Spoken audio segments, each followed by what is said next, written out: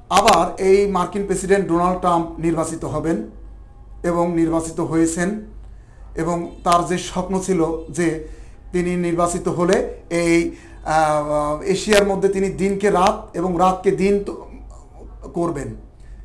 অবশ্য সেই স্বপ্নটা অচিরেই ভেঙে গেছে, সেই স্বপ্নটা স্বপ্নদোষে পরিণত হয়েছে। এটা আমরা সবাই বর্তমান সময়ে এখন দেখছি।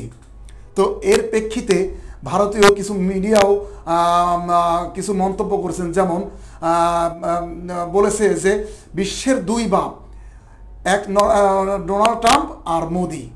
এই ধরনের মন্তব্য তারা করতে কিন্তু পিছপা হয়নি। অথচ এখন এই মোদির বর্তমান সময়ে বিভিন্ন যে মূর্তি বানিয়েছিল, ভাস্কর্য বানিয়েছিল, সেগুলো এখন ভেঙে ফেলতেছে। তো যাই হোক, তো এখন এই দিক বিদিক ছুটছে এই নরেন্দ্র দামোদর দাস মোদি। বিশ্বের মধ্যে এখন তিনি চেষ্টা করছে কার সঙ্গে ভালো সম্পর্ক তৈরি করা যায়, এখন তার বিকল্প পথ খুঁজছেন। তার প্রেক্ষিতেই এখন চির প্রতিদ্বন্দ্বী, চির শত্রু চীনকে কাছে নেওয়ার জন্য, চীনের সঙ্গে একটা ভালো সম্পর্ক তৈরি করার জন্য চেষ্টা চালাচ্ছেন। এই গত 7 বছরের মধ্যেও এই নরেন্দ্র দামোদর দাস মোদি চীনে যাননি, অথচ এখন যাওয়ার জন্য শিডিউল করেছেন। তো এই যে অবস্থা চলতেছে, যে একেবারে নাকানি চুবানি খাওয়ার মতো, তার মধ্যে আবার মার্কিন প্রেসিডেন্ট ডোনাল্ড ট্রাম্প ভারতের ওপরে যে একটা বাণিজ্যিক শুল্ক আরোপ করেছেন, তাতে অবস্থা আরও বেগতিক আমরা দেখতে পাচ্ছি। তো এর প্রেক্ষিতে এখন এই নরেন্দ্র দামোদর দাস মোদি চাইছে যে আলাদা একটি বলয় তৈরি করা।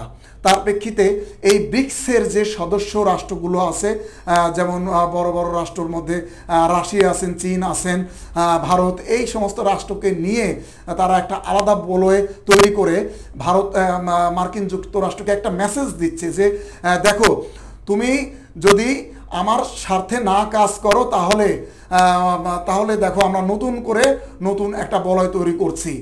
এইরকম একটা শুধুমাত্র মার্কিন যুক্তরাষ্ট্রকে মেসেজ দেওয়া ছাড়া অন্য কিছুই নাই। অর্থাৎ নরেন্দ্র দামোদর দাস মোদি নতুন করে এই চীনের সঙ্গে একটা সম্পর্ক স্থাপনের জন্য চেষ্টা করছেন।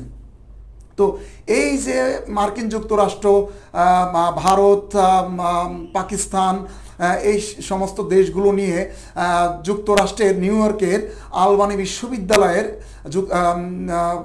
রাষ্ট্রবিজ্ঞানের একজন অধ্যাপক ক্রিস্টোফার ক্ল্যারি কিছু মতামত দিয়েছেন। সেই মতামতটা কি?